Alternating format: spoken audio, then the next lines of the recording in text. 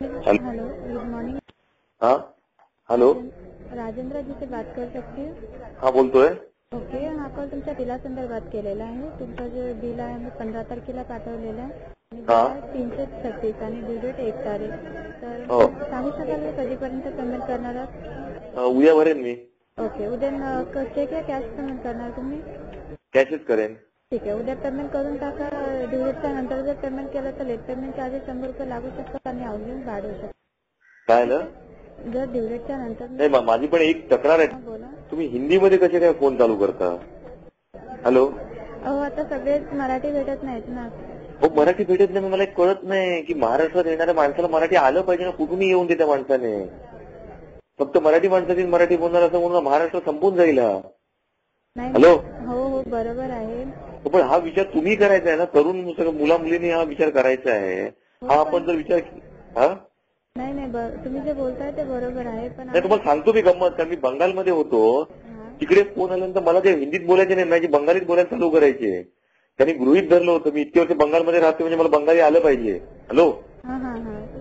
आपण घरामध्ये आलेल्या पाहुण्याला काय करतो? आपल्या घरातले रीतीभाती शिकवतो ना, की त्याच्या रीतीभातीप्रमाणे वागतो. हॅलो. हो हो, तुम्ही जे बोलताय ते एकदम बरोबर. हे फार इन्सल्टिंग वाटतं हिंदीतून हे बोलणं. मला असं वाटतं की माझ्या घरातून मला कोणी बाहेर काढलं असं वाटतं मला. बापरे, सॉरी.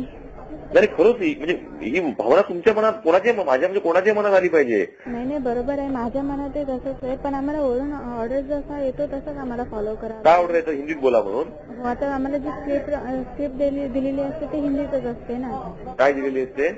आता जी स्क्रिप्ट मी तुमच्याशी बोलली ना ती आम्हाला हिंदीतच दिलेली आहे ना. तुम्ही सांगायला पाहिजे ना हे करून. ती मराठी माणसं समोर आहेत, त्यांना आम्ही म्हणजे कसं झालं माहितीये का, मी तुमच्या घरात आलो आणि तुमचं काही ऐकलं माझंच मी चालू केलं. नाही मला असं पाहिजे तसं पाहिजे असं. हॅलो. हो हो हो. भाषा ही जर आई असेल ना तर आईचा अपमान केल्यासारखा प्रकार झाला तो. नाही, मी तुमच्या भावना पूर्णपणे समजू शकते. नाही, तुम्ही ही वरती पण भावना कळवा की महाराष्ट्रामध्ये मराठी किंवा इंग्लिश या दोन भाषेतच बोललं पाहिजे. ठीक आहे, मी ना इथे अपडेट करते की तुमची म्हणजे ही रिक्वेस्ट इथे टाकते मी तुमची. नाही, ही रिक्वेस्ट अशी टाका की महाराष्ट्राची राज्यभाषा मराठी आहे. इथे येणाऱ्या माणसाला मराठी येणं हे गृहीत धरलं पाहिजे किंवा फार तर इंग्रजी हिंदी सारख्या अडाणी भाषेत आम्हाला बोलायचं नाही. एकदम बरोबर आहे तुमचं. मी आता तुम्हाला मी 2 मिनिटं वेळ आहे का तुम्हाला? हो, बोला ना. हा, सांगतो तुम्हाला. मी हिंदी आणि मराठीला फरक तुम्हाला सांगतो समजून. मराठी ही 2000 वर्ष जुनी भाषा आहे. हो. कळलं का? हिंदीला 500 वर्ष पण झाली नाहीत. येशू ख्रिस्ताच्या काळात सातवाहन राजे राज्य करायचे महाराष्ट्रावर, म्हणजे इसवी सनाच्या पहिल्या शतकात. त्यावेळेपासून मराठीचा वापर महाराष्ट्रात चालू आहे. कळलं का?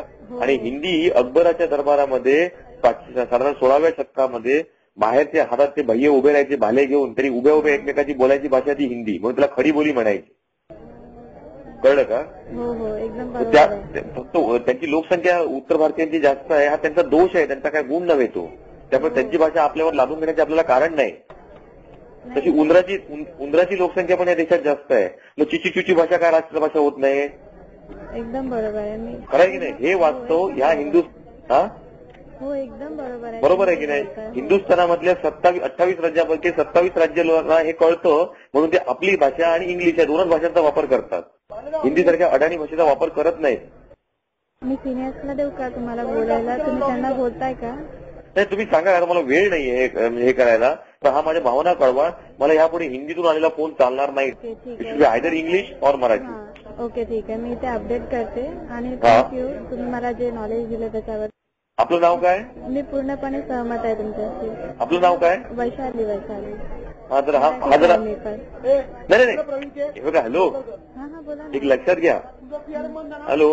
हा बोला ना. महाराष्ट्रात जे राहतात ना ते कुठूनही आले असेल तर ते मराठी. आडनावाने कोणी मराठी होत नाही.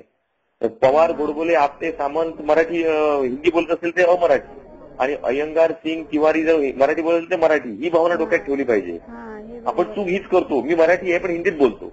ही याला काय अर्थ आहे? त्याच्यापेक्षा इकडे येणारे कोणी असा मराठीत बोला, हा आग्रह आपली भाषा विस्तारते.